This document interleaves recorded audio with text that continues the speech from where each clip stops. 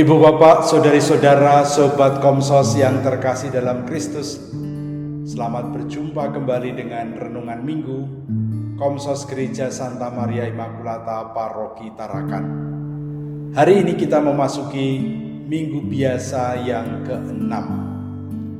Bacaan Injil yang kita renungkan diambil dari Injil Matius bab 5 ayat 17 sampai dengan 37.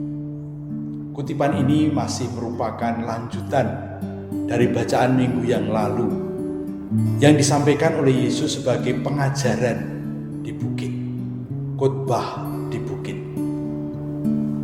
Kalau minggu yang lalu kita diajak merenungkan identitas kita sebagai seorang murid Yesus, kutipan yang kita renungkan hari ini mengajak kita untuk meneliti bagaimana sikap hidup beragama yang selama ini kita jalani. Terlebih-lebih berkaitan dengan perintah dan larangan yang biasanya disampaikan oleh agama-agama melalui tokoh-tokoh atau ajaran-ajaran agama. Yesus sebagai seorang Yahudi tentu saja pada saat itu sangat amat memahami aturan agama dari hukum Taurat. Hukum Taurat sendiri telah dijabarkan oleh bangsa Yahudi, orang-orang Israel zaman itu menjadi 613 dari 10 perintah Allah dijabarkan menjadi 613. Dari 613 ini dibagi dua. 365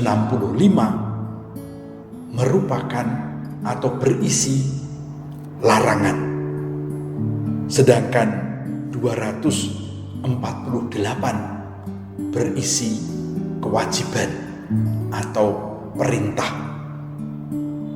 Bisa Anda bayangkan, dari 613 aturan hukum Taurat, siapa yang bisa hafal?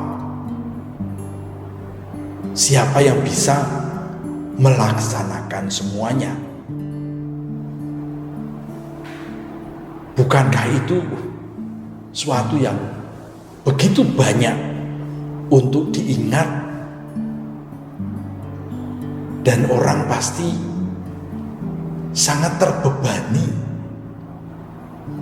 dengan adanya 613 aturan.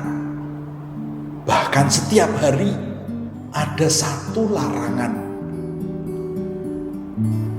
ada satu hal setiap hari yang tidak boleh dilakukan oleh orang Yahudi zaman itu. Nah, tapi rupanya Yesus datang bukan untuk menghapus aturan yang banyak itu. Yesus mengatakan, "Aku datang bukan untuk meniadakan hukum Taurat, tetapi untuk menggenapinya." Artinya apa? Yesus ingin melaksanakan semua hukum Taurat, semua yang sudah ditulis 613 itu oleh Yesus ingin dilaksanakan. Bahkan dia mengatakan satu titik atau satu iota tidak boleh dihapuskan dari hukum Taurat sebelum dilaksanakan. Nah, berarti Yesus mendukung adanya hukum Taurat ini. Tapi Yesus juga melihat bahwa ada beban yang tidak ringan untuk melaksanakannya.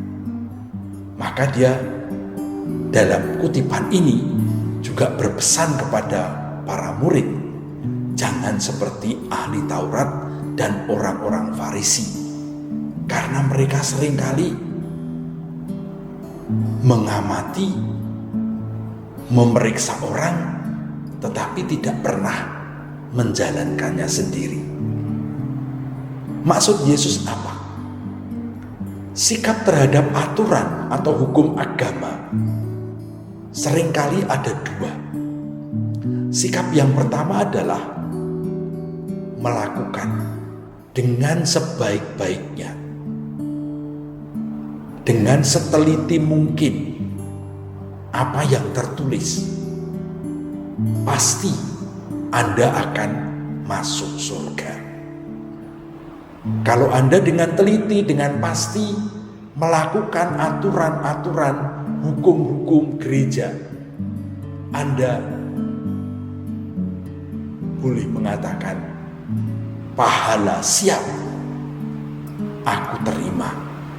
Dan itu banyak dipraktekkan oleh orang beragama bahkan sampai sekarang. Maka orang selalu bertanya, ini boleh atau tidak boleh? Ini halal atau tidak halal? Ini sah atau tidak sah? Aturannya bagaimana? Hukumnya bagaimana? Banyak orang berprinsip pada apa yang sudah diatur dan itu beres. Kalau mentaatinya, kalau menjalankannya, berarti jaminan selamat. Sikap yang kedua adalah berusaha untuk mengenali apa yang dikehendaki Allah dari aturan atau hukum yang ada, dan kemudian berusaha untuk masuk, menjiwai atau menemukan jiwa dari perintah dan larangan itu. Dan ini pasti lebih sulit. Kenapa? Karena kita harus sungguh-sungguh memahami dengan hati, bukan hanya mengikuti apa yang tertulis, tetapi mencoba untuk mengerti maksudnya apa. Dan itulah rupanya sikap yang dipilih oleh Yesus. Yesus sendiri tidak menyalahkan kalau ada orang yang mengambil sikap yang pertama, mengikuti apa yang sudah tertulis.